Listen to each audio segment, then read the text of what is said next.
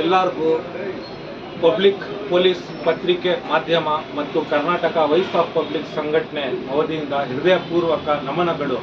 ಇವತ್ತು ಏನು ಪ್ರತಿಭಟನೆ ನಡೆದಿದೆ ಟೌನ್ ಹಾಲ್ ಹತ್ರ ಬ್ಯಾಂಗ್ಳೂರ್ ಸಿಟಿನಲ್ಲಿ, ಅದು ಅದ್ಭುತ ಪ್ರತಿಭಟನೆ ಆಗಿದೆ. ಒಂದು ನಮ್ಮ ಬ್ರದರ್ ಹೌಸ್ ಅವರು ಹೇಳೋ ಪ್ರಕಾರ ಒಂದು 4-5 ಅವರ್ ಮುಂಚೆನೆ ನಾವು ತಿಳಿಸಿರೋದು ಜನರಿಗೆ. ಅಷ್ಟು ಬೇಗ ಅದನ್ನ ತಿಳ್ಕೊಂಡು ಒಂದು ಮಾನವೀಯತೆ ದೃಷ್ಟಿಯಿಂದ ಸಣ್ಣ ಮಗು ಜೈಬಾ ಅಂತ ಒಂದು ಸಣ್ಣ ಹುಡುಗಿ 4 ವರ್ಷ ವಯಸ್ಸು, ಅವ್ರ ಜೊತೆ ಏನು ಅನಾಹುತ ಆಗಿದೆ ಅದನ್ನ ನಾವು ಹೇಳಕ್ಕೆ ನಮ್ಗೆ ಪದ ಸಿಕ್ಕಲ್ಲ. ಆ ತರ ಅನಾಹುತ ಆಗಿ ನಂತರ ಆ ಮಗು ಅಲ್ಲೇ ಆನ್ ದಿ ಸ್ಪಾಟ್ ಸ್ಥಳದಲ್ಲೇ ತೀರ್ಕೊಳ್ಳುತ್ತೆ ಆ ಮಗು. ಸೊ ನಂತರ 2 ದಿನ ಆದ್ಮೇಲೆ ಆ ವ್ಯಕ್ತಿ ಇರ್ಫಾನ್ ಅಂತ ಒಬ್ಬ ವ್ಯಕ್ತಿ, ಆ ಹುಡುಗಿ ಇದಾರಲ್ವಾ ಅವ್ರ ಅಪ್ಪ ಸಂಬಂಧಿಕ, ಅವನು ಮಾಡಿರೋದು ಕೆಟ್ಟ ಕೆಲಸ. ಅವನ್ನ ಹುಡುಕ ನಂತರ ನಮ್ಮ ಪೊಲೀಸರು ಸಹಕಾರದಿಂದ ಅವನ್ನ ಬ್ಯಾಂಗ್ಳೂರ್ನಲ್ಲಿ ಕಲಾಸ್ಪಳ್ಳಿಯಲ್ಲಿ ಅರೆಸ್ಟ್ ಮಾಡಿಕೊಂಡು ಆಮೇಲೆ ನಂತರ ಕರ್ಕೊಂಡು ಹೋಗಿ ಅಲ್ಲಿ ಸ್ಪಾಟ್ನಲ್ಲಿ ಹೋದಾಗ ಆ ಮಗು ತೀರ್ಕೊಂಡು 2-3 ದಿನ ಆಗಿರುತ್ತೆ, ಅಲ್ಲೇ ಬಿದ್ದಿರುತ್ತೆ. ಆ ಮಗು ಮುಖ ಎಲ್ಲ ಕೆಟ್ಟೋಗ್ಬಿಡುತ್ತೆ ಆ ಮಗುನ. ಆ ದೃಶ್ಯ ಹೆಂಗಿದೆ ಅಂದ್ರೆ ಯಾರಾದ್ರೂ ನೋಡಿದ್ರೆ ನಮ್ಗೆ ಮೈ ಮೇಲೆ ಒಂಥರ ರಕ್ತ ಬಂದ್ಬಿಡುತ್ತೆ, ಏನಾದ್ರೂ ಒಂದು ಮಾಡ್ಬೇಕು ಅಂತ. ಏನ್ ಮಾಡ್ತೀರಾ, ನಾವು ಸಂವಿಧಾನ ಚೌಕಟ್ಟಿನಲ್ಲಿ ಇದ್ದೀವಿ. ನಾವು ಏನಾದ್ರೂ ಒಂದು ಕಾರ್ಯ ಮಾಡ್ಬೇಕಂದ್ರೆ ಸಂವಿಧಾನ ಏನ್ ನಮ್ಗೆ ಹೇಳುತ್ತೆ ಅದೇ ರೀತಿ ನಾವು ಮಾಡಕ್ಕಾಗೋದು. ಸಂವಿಧಾನನ ನಾವು ಕೈನಲ್ಲಿ ತಗೊಳಕ್ಕಾಗಲ್ಲ.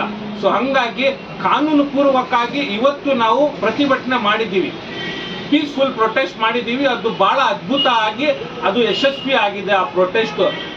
ನಮ್ಮ ಪಬ್ಲಿಕ್ ಪೊಲೀಸ್ ಪತ್ರಿಕೆ ಮತ್ತೆ Karnataka voice of public, DSS ಇತ್ಯಾದಿ ಹಲವಾರು ಸಂಘಟನೆಗಳು ನಮಗೆ ಸಹಕಾರ ಕೊಟ್ಟಿದ್ದಾರೆ. ಅದ್ರ ಜೊತೆಗೆ ಮಾಗಡಿಯಿಂದ ಅದು ಪ್ರೆಸೆಂಟ್ ಕಾರ್ಪೊರೇಟರ್ ಆಗಿರೋ ರಹಮತ್ ಭೈ ಆಗಿರ್ಲಿ, ಜಮೀರ್ ಭೈ ಆಗಿರ್ಲಿ, ಅವರು ಕೂಡ ಅಲ್ಲಿಂದ ಬನ್ನಿ ಇಲ್ಲಿ ಬ್ಯಾಂಗ್ಳೂರವರು ಇಷ್ಟೊಂದು ಸಹಕಾರ ನೀಡ್ತಾ ಇದ್ದಾರೆ ಅಂತ ನಮ್ಗೆ ಸಹಕಾರ ಮಾಡಕ್ಕೆ, ಪ್ರೋತ್ಸಾಹ ಮಾಡಕ್ಕೆ ಅಲ್ಲಿಂದ ಇಲ್ಲಿವರೆಗೂ ಬಂದಿದೆ.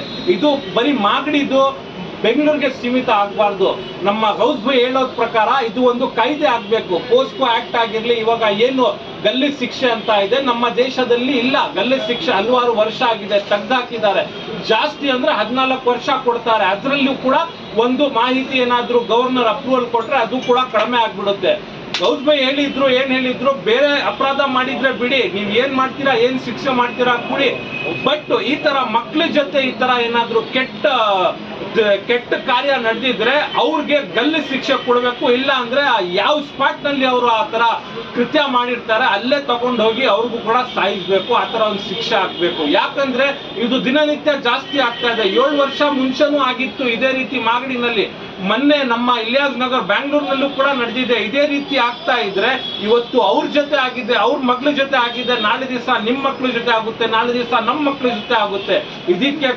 ಇದಕ್ಕೆ ಕಠಿಣವಾದ ಶಿಕ್ಷೆ ಇವತ್ತು ಕರ್ನಾಟಕ ಗವರ್ನಮೆಂಟ್ ನಲ್ಲಿ ಸೆಷನ್ ನಡೀತಾ ಇದೆ ಅಸೆಂಬ್ಲಿನಲ್ಲಿ. ಈ ಸೆಷನ್ ನಲ್ಲಿ ನಮ್ಮ MLAಗಳು, ನಮ್ಮ ಆಯ್ಕೆ ಆಗಿರೋ ಸರ್ಕಾರ ಅವ್ರಿಗೆ ಮನವಿ ಮಾಡ್ತೀವಿ, ನಾವು ಕೈ ಜೋಡಿಸಿ ಮನವಿ ಮಾಡ್ತೀವಿ. ಈ ಸೆಷನ್ ನಲ್ಲಿ ಈ ಮಾತನ್ನ, ಈ ಧ್ವನಿನ ನೀವು ಜನರ ಧ್ವನಿಯಾಗಿ ಅಲ್ಲಿಗೆ ಹೋಗಿದ್ದೀರಾ. ಜನರಿಗೆ ಏನ್ ತೊಂದರೆ ಆಗ್ತಾ ಇದೆ ಆ ತೊಂದರೆ ಬಗ್ಗೆ ನೀವು ಮಾತಾಡಿಲ್ಲ ಅಂದ್ರೆ ನೀವು ಅಧಿಕಾರನಲ್ಲಿ ಇದ್ದು ಆ ಅಧಿಕಾರನೂ ವೇಸ್ಟ್. ಈ ತೊಂದರೆ ಏನಾಗಿದೆ ಇದಕ್ಕೆ ಕಠಿಣವಾದ ಶಿಕ್ಷೆ ಆಗ್ಬೇಕು. ಆ ಶಿಕ್ಷೆ ಆಗ್ಬೇಕಂದ್ರೆ ಏನಾದ್ರೂ ಒಂದು ನೀವು ತೀರ್ಪು ಮಾಡಬೇಕು, ಏನಾದ್ರೂ ಒಂದು ಪ್ಲಾಟ್ಫಾರ್ಮ್ ಬನ್ನಿ, ಒಂದು ಕಠಿಣವಾದ ಕಾಯ್ದೆ ತಗೊಂಡು ಬರಬೇಕು. ಅದಕ್ಕೋಸ್ಕರ ನಾವು ಮನವಿ ಮಾಡ್ತಾ ಇದೀವಿ. ಇದು ಬರೀ ಆರಂಭ ಆಗಿದೆ. ಇದಕ್ಕೆ ನೀವು ಏನಾದ್ರೂ ಕಾರ್ಯ ಮಾಡಿಲ್ಲ ಅಂದ್ರೆ ಇದು ಇನ್ನು ಉಗ್ರ ಹೋರಾಟ ನಡೆಸ್ತೀವಿ.